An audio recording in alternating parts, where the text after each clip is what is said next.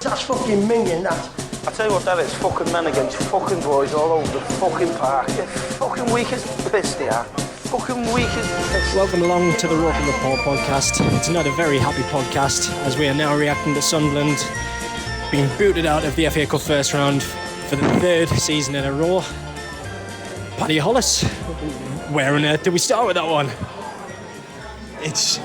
I was saying before, it's just like, you know, after a defeat to a low league opposition, you want to feel angry, but after watching that, I don't feel angry, and that worries me, because we were just abysmal. We were just so bad. Just nobody stood out there. Nobody's like shone in that game, and you know, from kick-off, just everything just looked like it was going to go wrong, and we just so disjointed, and I don't know. I don't know. It's so hard to just figure out how we failed to turn up so badly there against a team who want to form themselves and in the league below, but they've come here and they've put in a good, strong performance. And the worst part is they haven't really had to work that hard. Like they've gone away. They're in the next round and that, but they haven't really had to like really work for that. You know, the way it's gone. You know, that they've got their goal. It's a horrible mistake from Burge, and then from there it's just, you know, they've created chances they probably could and should have had more in the first half. Yeah.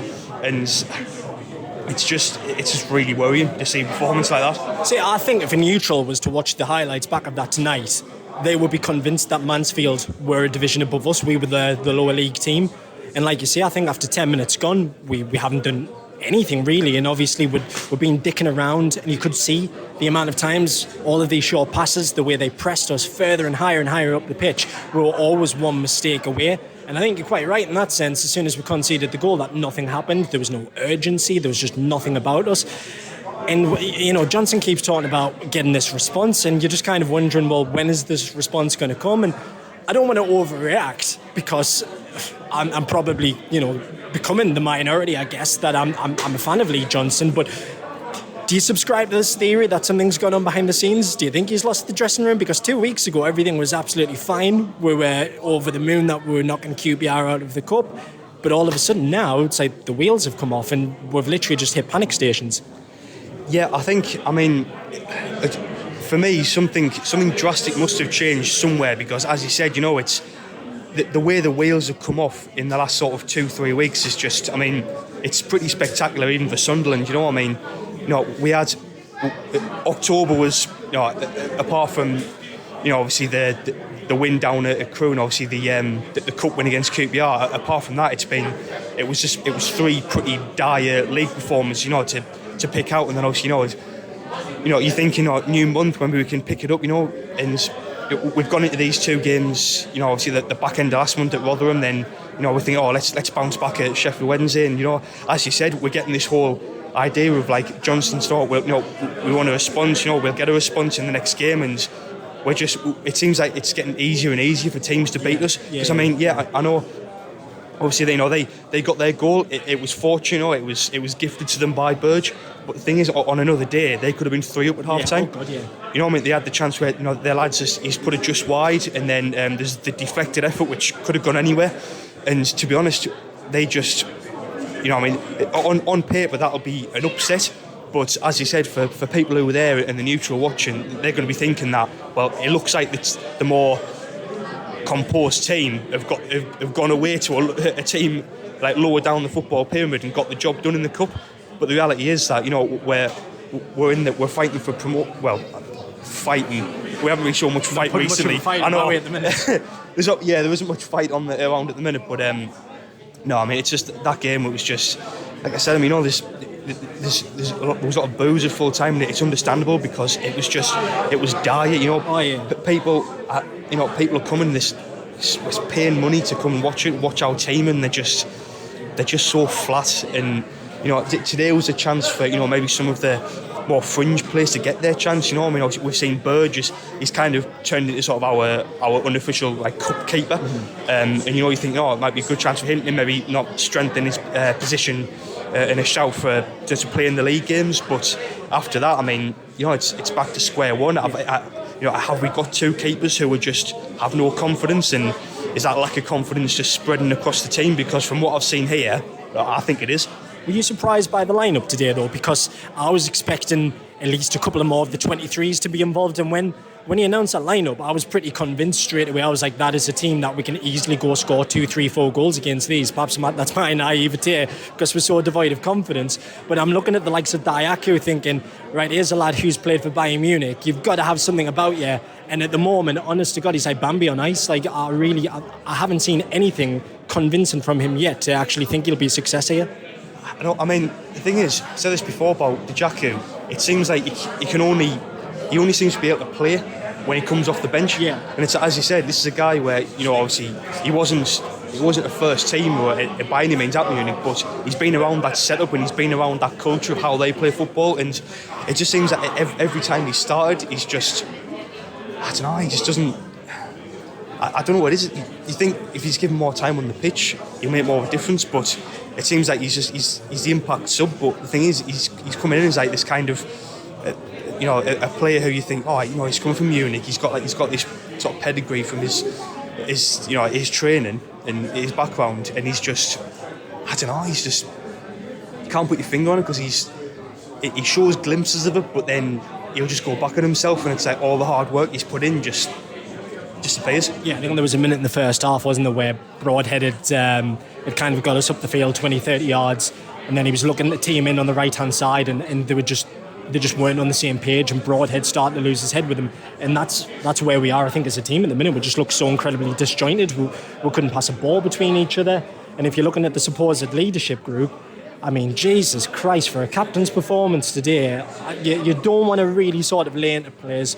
Evans was shambolic, Bailey Wright, I feel like every time the ball was coming to him, he was just launching the ball 30 yards forward.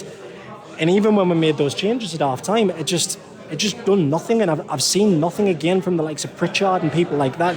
We keep saying about the likes of him, have finally got to try and do something here. And again, I'm thinking, I'm just scratching my head. I'm starting to get a little bit concerned, actually. And like I said 2 weeks ago, everything was absolutely fine. So it's worrying. You're right. And just kind of going back to the booze at full time. I mean, there was a lot of commotion on social media last night, people kicking off about the attendance and stuff like that. And I'd say, let's be fair, although there were booze at full time, I mean, where I was sat just outside the southeast corner, they were still rallying them on until the 80th minute.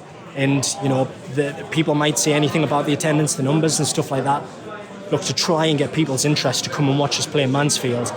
And, you don't have the team reply. And it's understandable why people don't want to come. I mean, Christ almighty, we've got Bradford on Tuesday. That is the ultimate dead rubber game. I don't want to come to that. But, I mean, the fans done everything they could today, didn't they? Yeah, they did. I mean, as you said, it's FA Cup first round, and we're up against a team who are out of form and in the league below us. If you're ever going to get a game where, maybe, we were selling off, you got like the cheaper tickets, but if you're going to get a game where you want to bring like fans in, and especially bringing younger fans, and then give them a performance to keep them interested in the club, it'll be today. And we've done the exact opposite. And I don't know, you don't want to go on about it too much, but it was just everything about today is just, it's just gone wrong. And it's this run we're on, it's just, the more it goes on, the more questions are going to be asked, and it makes you wonder, like, are we going to get the answers anytime soon? Because if Johnson comes out there after the game and just says, if he sort of draws out the same kind of thing, we'll look for a reaction in the Papa John's game, or for the next league game, which to me, home to Ipswich, the run they're on and the way they're playing, that's, at this point in time, I'm not looking forward to it at all. Because if they put, I mean, they went to Wickham, who 100% home record, beat them 4-1, like easily, just didn't barely get out of second gear, and they just went and wiped the floor with them. And then obviously they're up here in 2 weeks.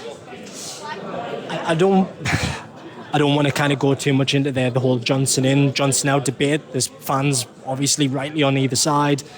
I think, football's subjective. I can understand people arguing on either side, but rather than, ask you what side of the fence you're leaning towards, do you think his job's at risk? Do you think mentioning the Ipswich game, if it is the case that we would lose that one, that a decision would be made, do you think?